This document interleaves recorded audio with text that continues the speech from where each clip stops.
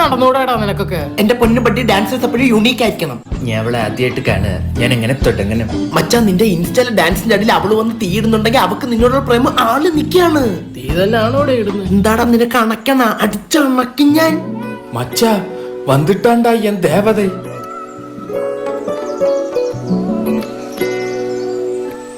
Hi Ramu.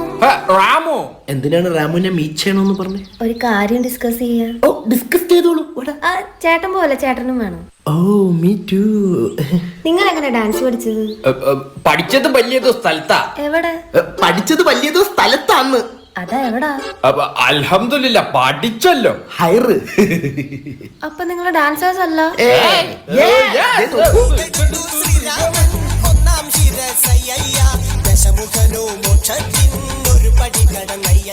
ഇതല്ല, ഞങ്ങളുടെ കല്യാണത്തിന് സിനിമാറ്റിക് മതി.